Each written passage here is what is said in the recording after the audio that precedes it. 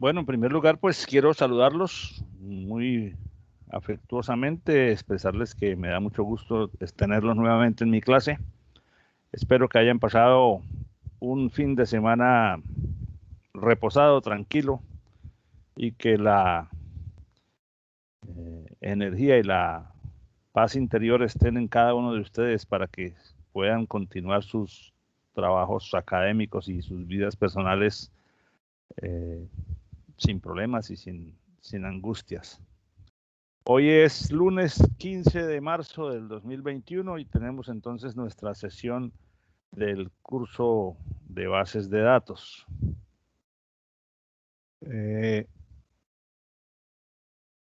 ¿Alguien escribió en el chat? No, parece que no. Ok. Voy a compartir mi pantalla.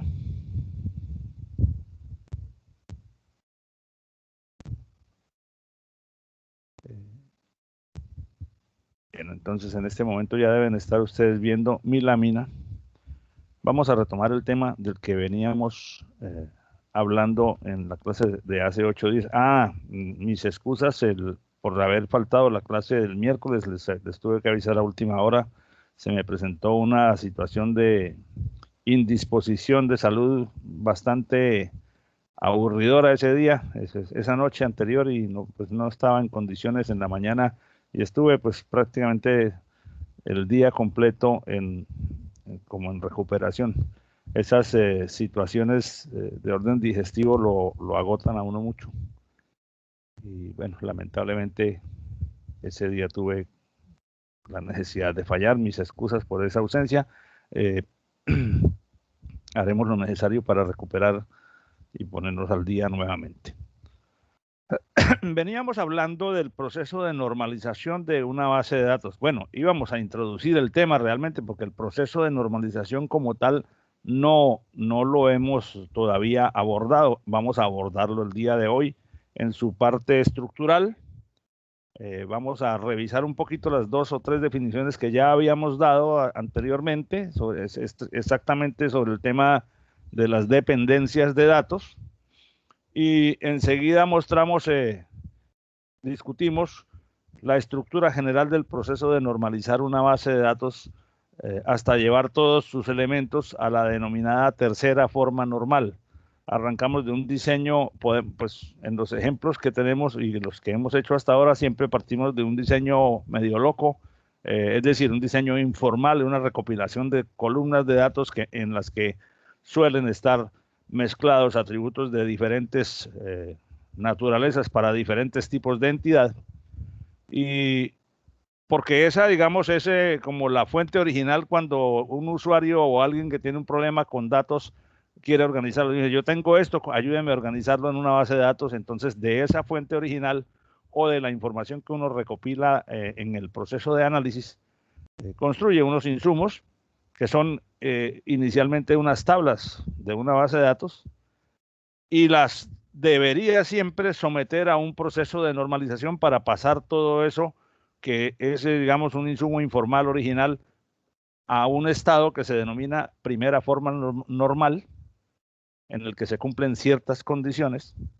Posteriormente, tu representación del modelo de datos que ya está en primera forma normal, transformarlo a la segunda y luego a la tercera forma normal. Ahí se conocen en el proceso como 5 formas normales distintas, pero en la mayoría de los casos, casi en la totalidad de los casos de interés para nosotros, la tercera forma normal es suficientemente robusta como para ser ya implementada en la realidad.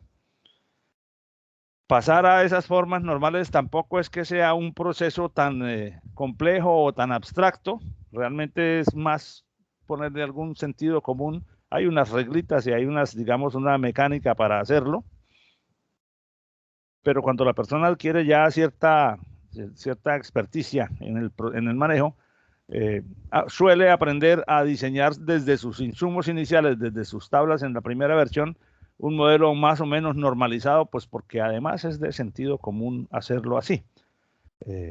Solamente quien no tiene en su modelo mental el conocimiento de cómo funciona o de cómo se requieren los datos para que un programa de computadora pueda utilizarlos de una manera eficiente, no logra imaginarse desde el principio la mejor distribución de datos.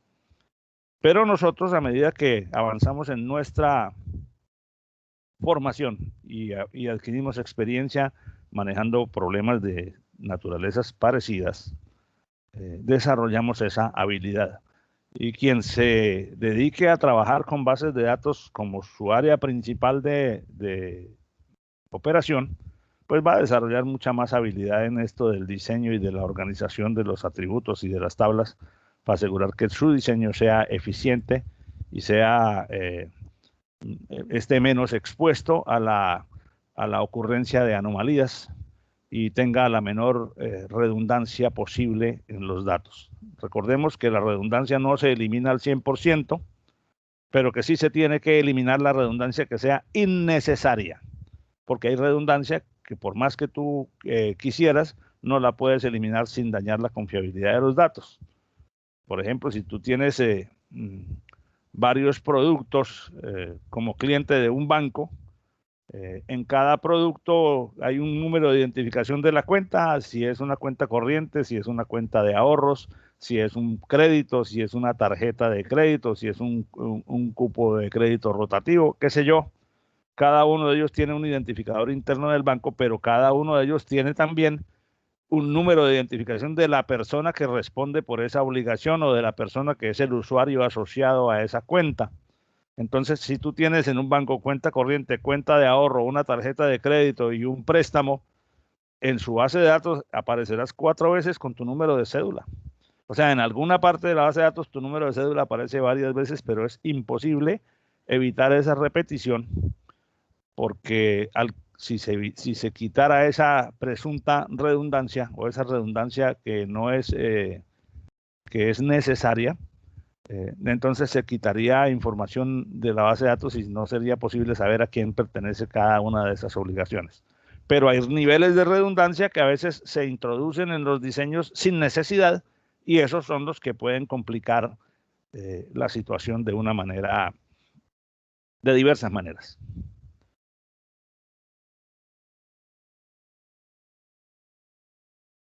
Bien, entonces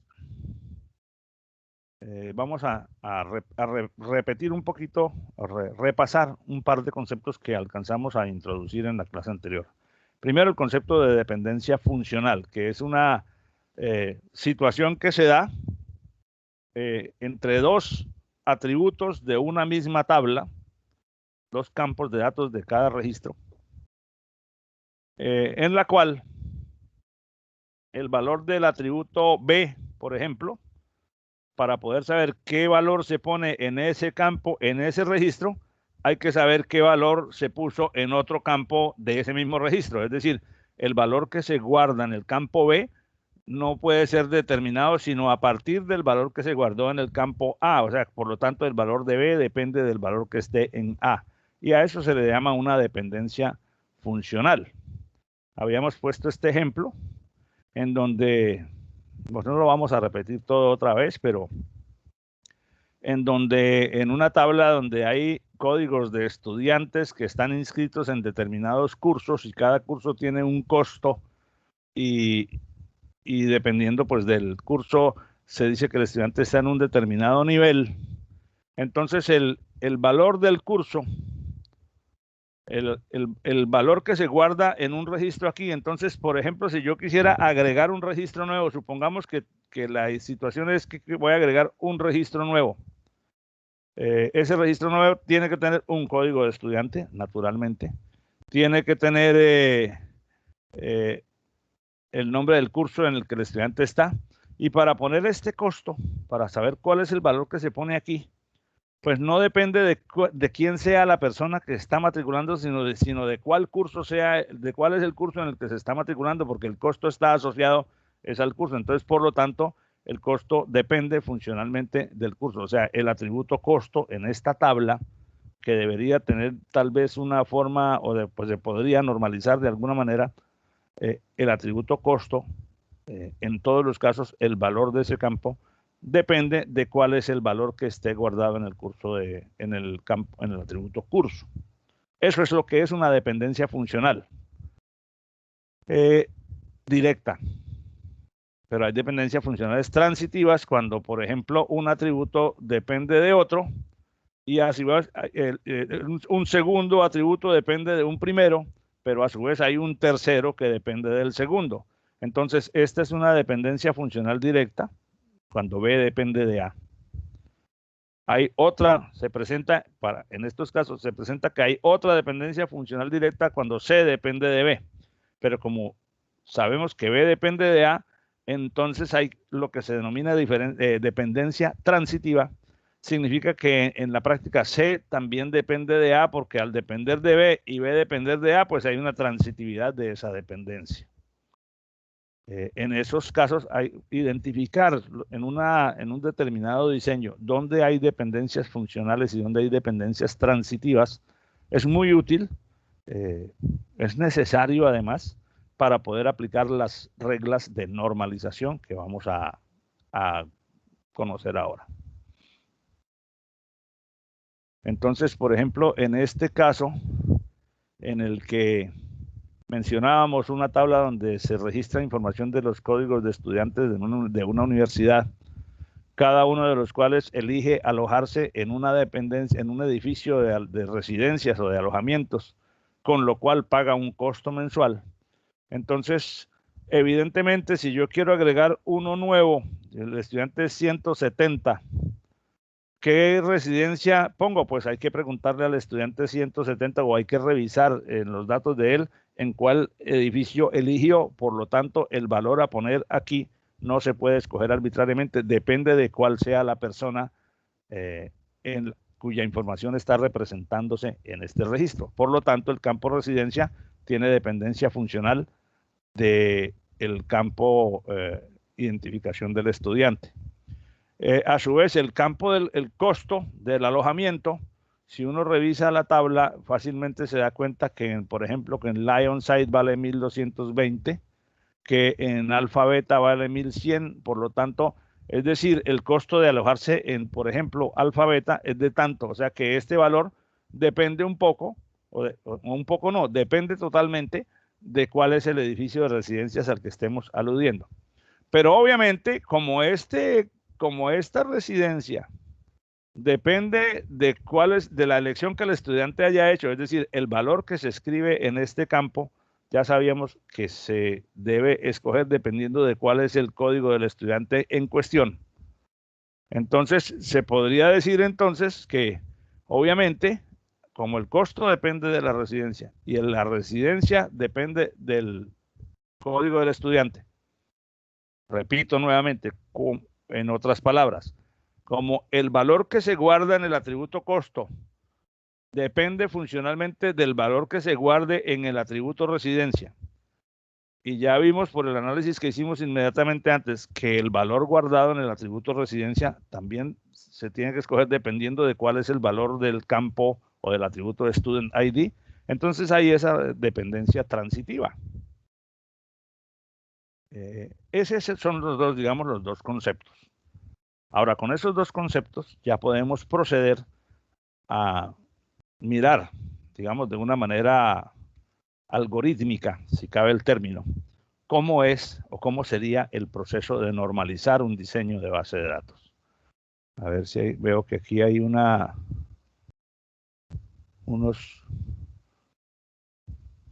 comentarios que alguien no puede entrar a la clase miércoles. Vamos a revisar esto antes de seguir porque Juan Andrés no está todavía aquí. Juan Andrés Lengua. Ah, sí, ya está aquí. Juan Andrés, ¿tienes problemas para recibir la clase o ya está normal?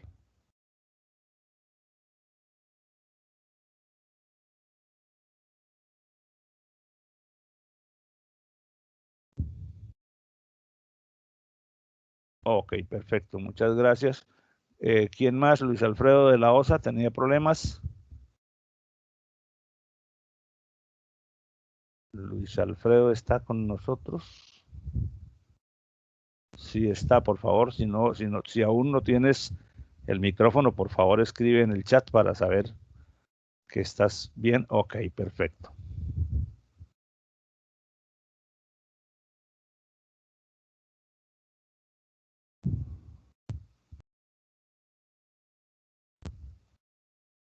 Se estaban divirtiendo un poquito con el chat. Ah, pero esto fue la vez pasada. Ok. Luis Alfredo, no tienes micrófono, ok, pero me puedes escuchar bien, supongo. Ok.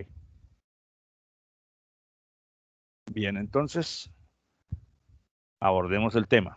Entonces, lo que se denomina normalización de datos es un proceso sencillo, paso a paso, o sea, un procedimiento que busca, a partir de un modelo relacional cualquiera que sea, donde la información está distribuida en una o más tablas, busca estructurarlo de una forma en la que se asegure al máximo posible que el riesgo, que se disminuye al máximo posible el riesgo de anomalías y se disminuye al máximo posible la redundancia en los datos.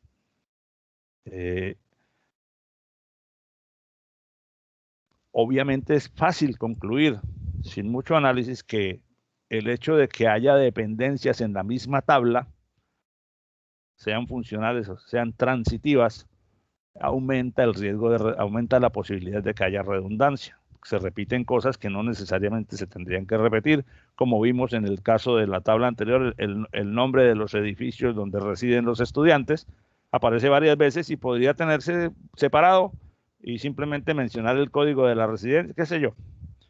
Esos ejemplos que vimos en las láminas anteriores son muy chiquitos, son muy pequeñitos y solamente tienen como objetivo ilustrar puntualmente cada uno de los dos conceptos, el de dependencia funcional y el de dependencia transitiva.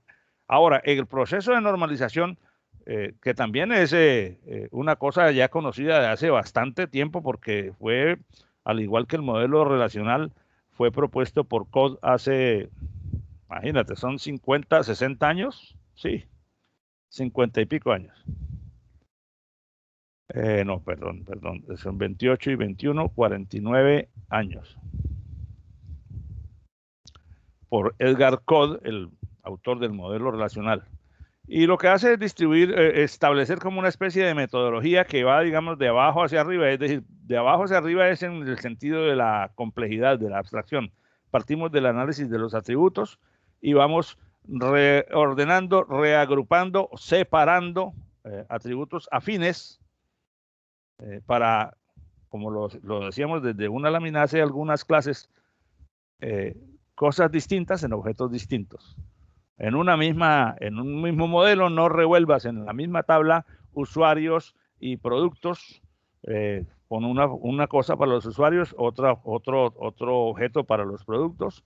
Y si los productos tienen categorías y tienen proveedores y tienen marcas, entonces, y esas categorías, esos proveedores, esas marcas suponen repetición de información dentro de la tabla de productos, pues hay que buscar la manera de separar categorías aparte, proveedores aparte y establecer las relaciones que correspondan entre cada entidad y las demás, buscando eliminar la redundancia en las tablas. Entonces, básicamente, estas son las cuatro razones por las cuales el modelo relacional se normaliza. Ya dijimos, controlar la redundancia, evitar el riesgo de anomalías o de pérdidas de información. Las anomalías están representadas básicamente en estas tres cosas: que no se pierda información, recuerden la anomalía de borrado; que no se pierda consistencia, recuerden la anomalía de actualización; y que se asegure la capacidad de representar toda la información, recuerden las anomalías de inserción cuando se alude a la posibilidad de que no se pueda insertar un registro porque no está toda la información disponible, etc. Bien, entonces, ¿cómo es eso? Este es un proceso, como les dije, iterativo, sencillo, elemental. O sea, es una cosa que lo podemos hacer muy fácilmente. Partimos de un modelo, cualquiera que sea, el modelo que tengamos, el que hayamos construido inicialmente o aquel que nos den originalmente para evaluar, que bajo nuestra óptica de ingeniería lo vamos a mejorar. Ese modelo es sometido a un proceso. Arrancamos transformando ese modelo en una primera forma normal, que después sobre ella se hacen algunas operaciones, es nuestro tema de hoy, para pasar ese modelo a una segunda forma normal que suele ser más grande, no en el sentido de que tenga más datos, sino el que tiene más objetos. Casi siempre a medida que avanzamos en la normalización, de un número n de tablas pasamos a un número m más grande, porque la normalización implica partir tablas, distribuir la información de una tabla que tiene cosas revueltas en tablas separadas, etc. Como dije, hay muchas formas normales, que son las formas normales bien conocidas, la primera, la segunda y la tercera. Hay procesos que extienden el análisis a cuarta y quinta forma normal. Nosotros vamos a trabajar con las tres primeras, que es lo que normalmente o lo que usualmente se necesita. Entonces, de un modelo inicial que puede tener una forma y unos objetos X, los que sea, pasaremos, después de haber hecho la normalización, a una cosa que se llama modelo normal, modelo relacional normalizado, que ya el analista o el ingeniero puede implementar físicamente en el sistema de gestión de bases de datos. Cualquiera de ustedes puede decir, bueno, pero es que este de acá no se puede montar de una vez. Sí se puede montar en el sistema de gestión de bases de datos, pero vas a tener en el momento de hacer consultas o de utilizarlo para determinadas operaciones, puede uno enfrentar problemas o dificultades porque la estructura de los objetos no es la mejor o no se presta bien para que las sentencias del lenguaje SQL operen o extraigan la información que se requiere.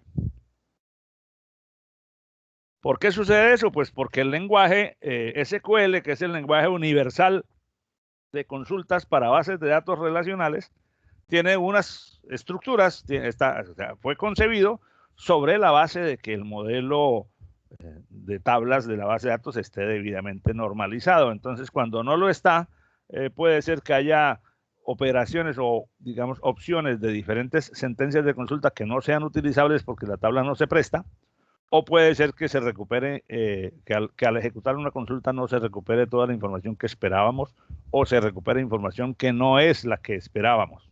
Son dos cosas distintas. Que no recupere todo lo que yo quería recuperar, o que recupere cosas que no quería incluir en los resultados, pero que por la forma de la tabla pues están allí, y pues entonces después tengo que hacer trabajo adicional para quitar esos datos sobrantes.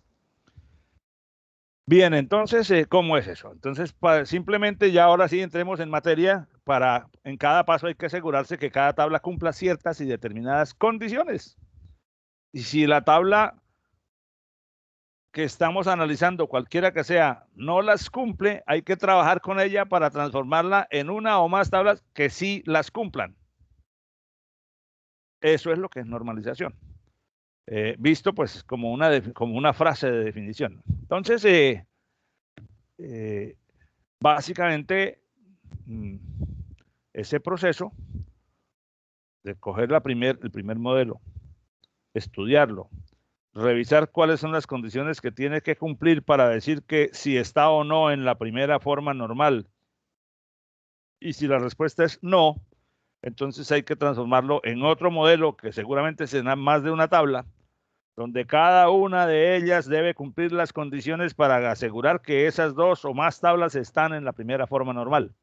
Si esta lo cumple y la tercera todavía no, entonces hay que trabajar sobre esa para hacer las transformaciones que correspondan hasta asegurar que las tablas que resultan de esas transformaciones todas cumplan la primera forma normal, todas cumplan las condiciones que se requieren para asegurar que están en primera forma normal. Cuando ya tienes todo eso en primera forma normal, y todo eso pues es el mismo modelo anterior equivalente distribuido de una manera distinta, entonces puedes proceder a hacer sobre cada uno de los objetos de tu modelo el análisis para la segunda forma normal, y así sucesivamente. Entonces, de un modelo sin normalizar, el paso a la primera forma normal implica comprobar lo siguiente.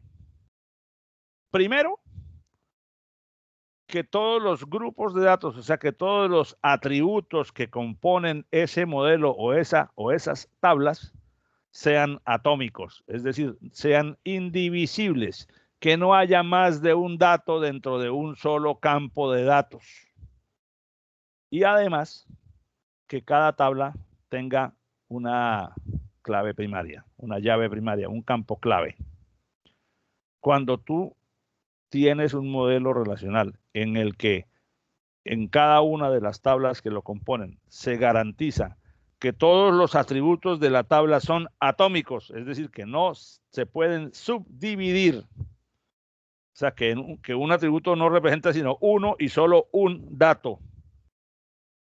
Porque a veces uno mete varias cosas en el mismo, o sea, la gente mete varias cosas en el mismo campo de datos. Por ejemplo, el proveedor, nombre del proveedor, coma, dirección, coma, teléfono, en un solo campo de la tabla de Excel. En Excel eso puede funcionar, pero cuando tú quieres ordenar por ciudad y la ciudad está ahí metida, pues no lo puedes hacer si no separas eso en una columna aparte. O bueno, tienes que desarrollar una búsqueda donde busque una subcadena dentro de la, en fin, una cantidad de cosas que no se necesitarían. Ahora miramos, digamos, a medida que avancemos, vamos a ver casos y luego hacemos un ejemplo completo y después de que hagamos un ejemplo y lo retroalimentemos, entonces les pongo uno para que lo hagan ustedes. Y lo retroalimentamos. Después de que un modelo tiene todos sus objetos, todas sus tablas en la primera forma normal, podemos pasar a hacer el análisis de convertir ese modelo o de verificar si el modelo también está en la segunda forma normal. Si no lo está, hay que transformarlo. Cuando una tabla y por ende cuando un modelo, todas sus tablas cumplen qué condición es la que se necesita para determinar si está en segunda forma normal. Que en todas las tablas, todos los atributos dependan solo de la llave primaria. Es decir, que no haya dependencias funcionales que no sean de la llave primaria de la tabla. Entonces quiere decir que uno coge cada una de las tablas y mira cuál es la llave primaria, el campo tal. Todos los demás campos de ese registro tienen que ser dependientes funcionalmente de la llave primaria y de ninguno otro. Pero si tú encuentras que el campo D depende del campo C, pero el campo C no es la llave primaria, eso hay que arreglarlo. Entonces esa tabla no está en segunda forma normal y hay que hacerle algo para que lo que resulte de seguramente separar en dos tablas, para que esas dos tablas resultantes sí estén en segunda forma normal. Entonces eliminar, no quitar, no borrar, sino separar, descomponer la tabla para que no haya campos que no dependen completamente de la llave primaria. Y el tercer paso es eliminar del modelo todas las dependencias transitivas. Eso implica revisar todas las tablas que tengas en determinado momento y si encuentras una dependencia transitiva, esa dependencia hay que descomponerla seguramente generando dos o más tablas subproducto del análisis en donde ya no exista la dependencia transitiva. Y eso es todo. Bueno, fácil de decir así. No es tan complicado realmente de aplicar. Hay que tener mucho criterio para poder identificar las dependencias en las tablas. Entonces, para garantizar que mi modelo está en primera forma normal, entonces yo tengo que asegurar que todos los datos sean atómicos, o sea, que no haya atributos que conforman grupos de datos y que cada tabla tenga por lo menos una clave pública, una clave primaria. El término clave pública aplica a otro contexto, que es el de la criptografía. Por ejemplo, en algunos casos, estos son ejemplos de lo que algunas personas consideran atributos no atómicos. Si yo tengo el nombre del empleado como apellidos y nombres en un solo campo, puede haber situaciones, podría haber modelos en los que ese diseño sea válido, pero en la gran mayoría de los casos, tener el nombre así induce o puede generar la posibilidad de algunos problemas cuando ya, imagínense una tabla con 20,000 personas, donde todas tienen el nombre escrito así, apellidos, coma, nombre. cabría el riesgo de que en el momento de digitar la información alguien lo haga al revés y ponga nombres, comas, apellidos. Ese es un primer riesgo que no es inherente o que no es una, digamos, una culpa del diseño. Bueno, más o menos sí, porque uno no debe hacer un diseño que tenga riesgos de que la persona que lo usa se equivoque al usarlo. Entonces, como mínimo, en la mayoría de los casos,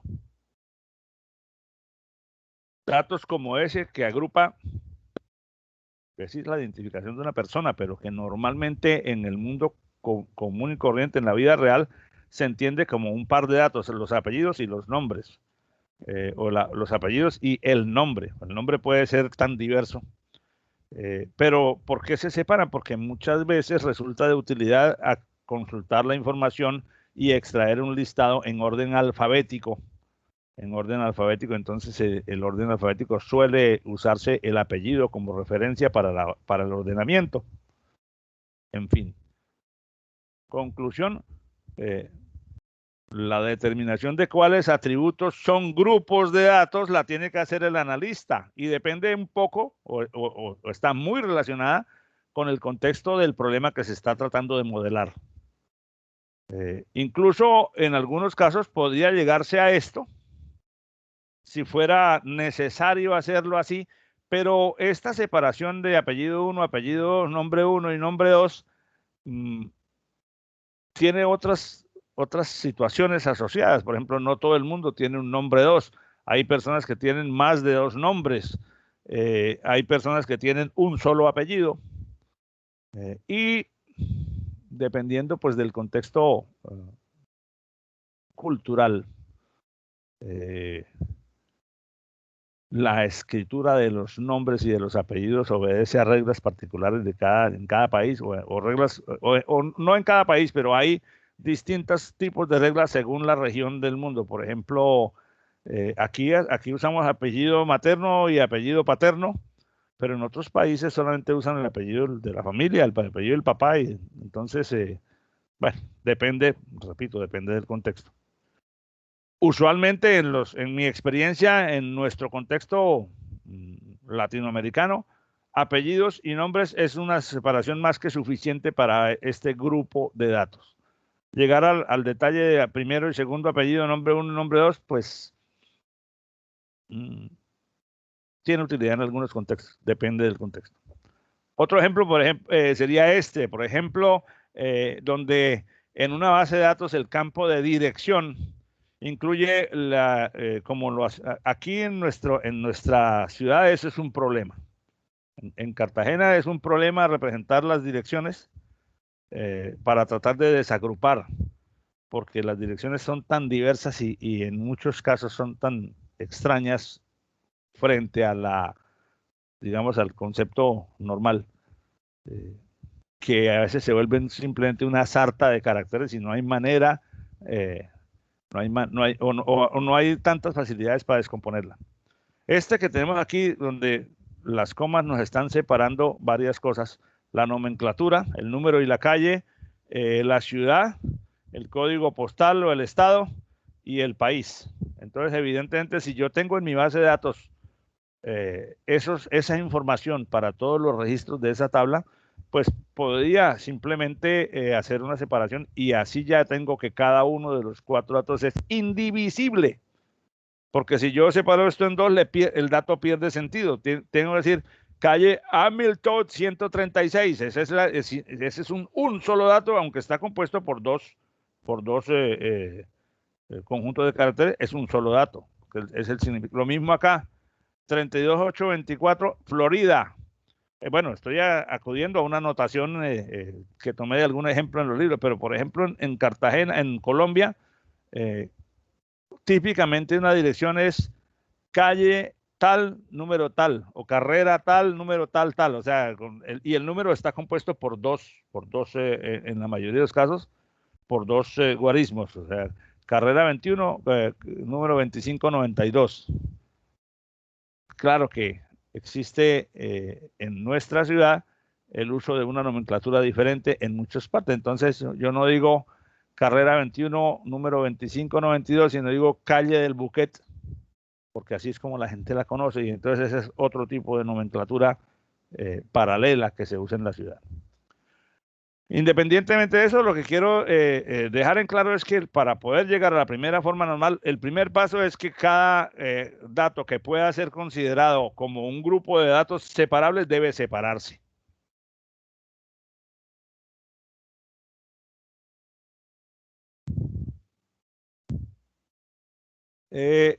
Ahora bien, por ejemplo, una tabla como esta, donde está el ID del empleado, el nombre del empleado, apellidos y nombres, y el campo teléfono que puede tener uno o más valores. Pues el código del empleado no es divisible. El nombre sí. Y si yo divido el nombre en apellidos y nombres y además separo los datos de la columna de teléfono, mi tabla tendría ahora esta forma, pero esta forma tiene un pequeño inconveniente, que entonces ahora el código del, o sea que estos datos implican redundancia que aquí no había. Por lo tanto, no hemos terminado. Por lo tanto, entonces, seguramente la lógica nos va a indicar que yo tengo que separar.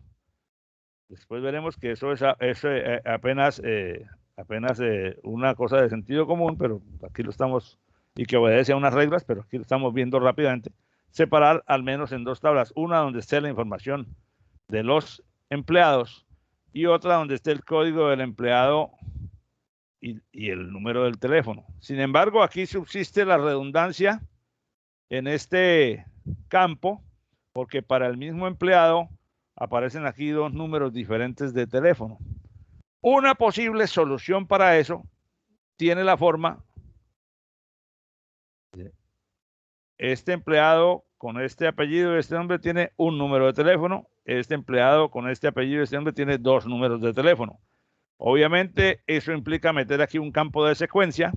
¿Sí? Empleado, como este tiene un número de teléfono, yo sé que con este código puedo encontrar un solo registro en esta tabla y yo sé que con este código puedo encontrar dos registros en esta tabla. Entonces, en la práctica terminamos haciendo un diseño, transformando este diseño original en dos tablas, donde en esta segunda tabla la clave primaria ya no es solo el código del empleado, sino la unión de estos dos campos para hacer que la llave primaria, para hacer que haya clave primaria, porque son dos valores que ya no se repiten, el conjunto, tomándolo como en conjunto los dos atributos. Esa es una posible forma de resolver situaciones de esta naturaleza, pero también hay, dependiendo de lo que se trate, porque evidentemente aquí se trata de un número de teléfono fijo, un número de teléfono celular y podrían ser más, depende, pues es un atributo multivalorado.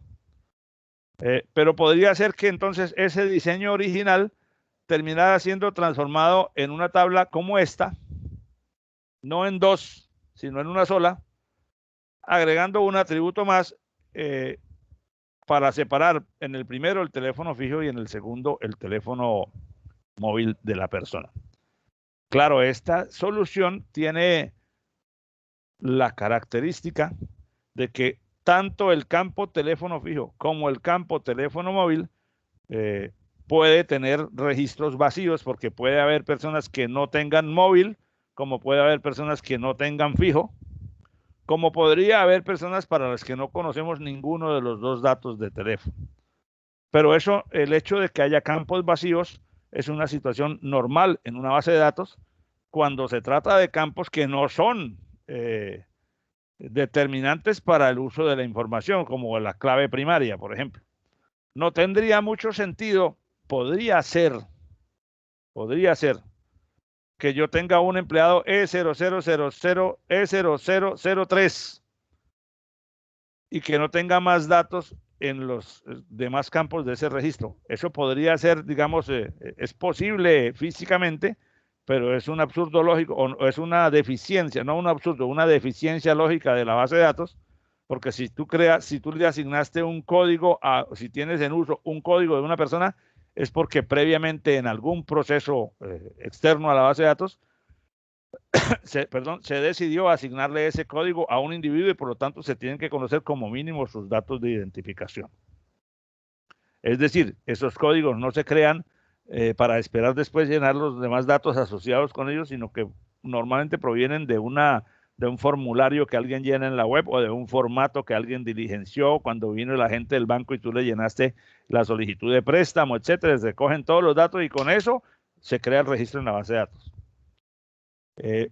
Pero ya cuando entonces tenemos los grupos de datos separados en datos que ya no son divisibles, en este caso partimos de aceptar que los dos apellidos conforman un solo dato y que el uno o dos o más nombres que tenga la persona conforman otro dato y que no se puede, no se acepta la subdivisión. Esa es una definición que el autor le da a ese modelo para esos dos datos.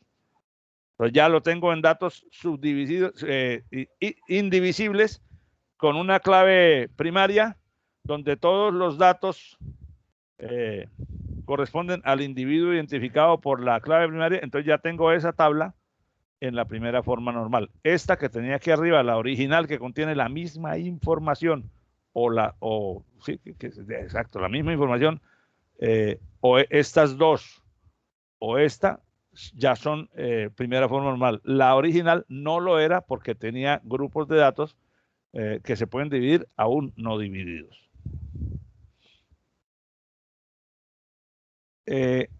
Ahora bien, teniendo una tabla, teniendo todos los objetos de tu modelo en la primera forma normal, se puede pasar a la segunda forma normal cuando verificamos lo siguiente. O sea, una tabla estará en segunda forma normal si cada atributo que no sea la clave es total y funcionalmente dependiente de su clave primaria. Entonces, para todo atributo B en la tabla, exceptuando la clave primaria, se cumple que B es funcionalmente dependiente de A, siendo A la clave primaria de la tabla. Esa es la regla que se tiene que cumplir para todos los atributos de una tabla, y cuando se cumple para todos los atributos de una tabla, exceptuando la clave primaria, se dice que esa tabla ya está en segunda forma normal. ¿De acuerdo? Entonces, si uno mira aquí, por ejemplo, es todo esto, que ya está en primera forma normal, posiblemente ya podemos decir que todo esto que esta tabla ya está en segunda forma normal también. ¿Por qué? Porque para decir que aquí es Martínez Pérez es porque corresponde, porque sabemos que es este señor. El valor de este dato también depende del valor que se ponga aquí. El valor del teléfono fijo depende pues de a qué persona corresponda. Y es decir, que todos los atributos no claves dependen funcional y completamente del atributo clave. Recuerden que depender funcionalmente significa que para definir el valor, yo tengo que primero saber cuál es el valor de la clave, porque solamente sabiendo cuál es el código que se pone aquí, puedo saber con certeza cuáles son los valores que van aquí.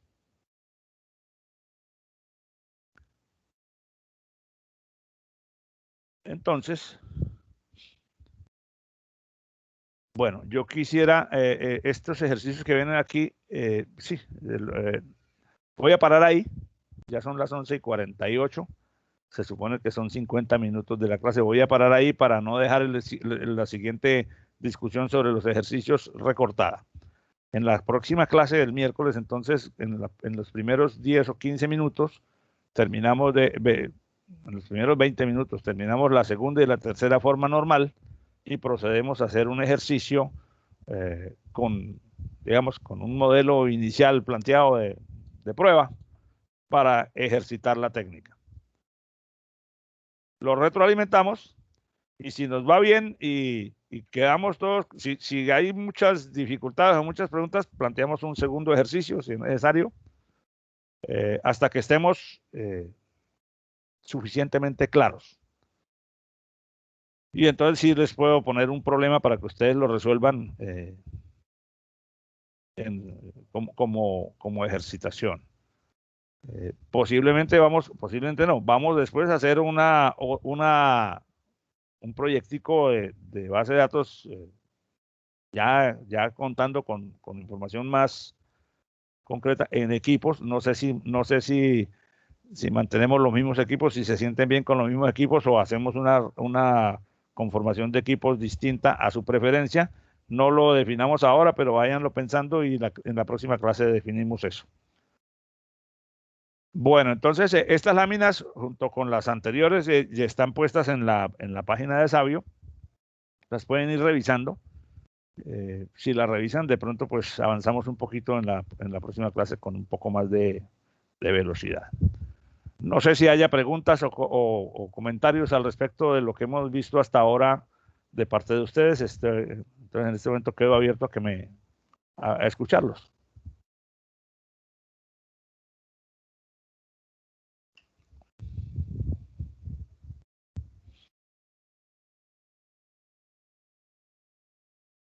Bueno, por la cantidad de personas que hablaron al tiempo, creo que no hay preguntas en este momento. Oiga, profe, una pregunta. Sí, señor, adelante. Pero es una pregunta ya minuciosa, se puede decir. O sea, en un proyecto se pueden tener dos tipos de bases de datos. O sea, usted puede estar creándonos un proyecto y puede usar bases relacionales y no relacionales. Sí, claro. Eso depende de la... Sí, claro. Eso depende de la... O sea, es que... Pues, responder así como si se puede, pues sí se puede. Lo que pasa es que eso depende de cuál sea el proyecto en donde se use, por ejemplo, una base de datos documental como Mongo para ciertas cosas, pero además el software interrelaciona con una base de datos relacional para obtener otro tipo de información que sirva para que la operación funcione. O sea, eso es ¿cómo sería el nombre? Los artefactos o los objetos o los conceptos computacionales, todos se pueden interrelacionar dependiendo de lo que tú quieras hacer dentro de tu proyecto. O sea, no hay un formato o una receta para decir, es que un proyecto de software tiene que tener esto.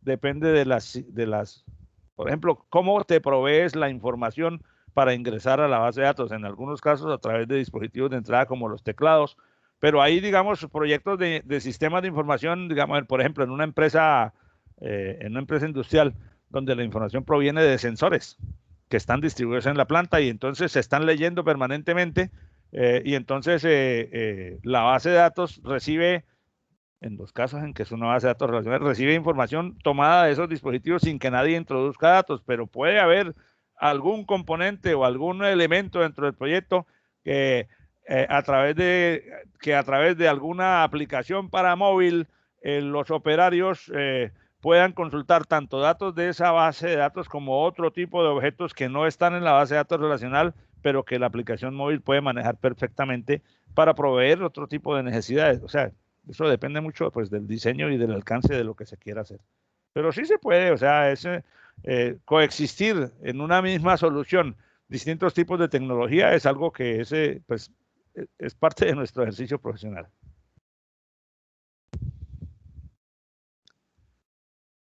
Muchas gracias entonces por su presencia hoy. Sí, dígame.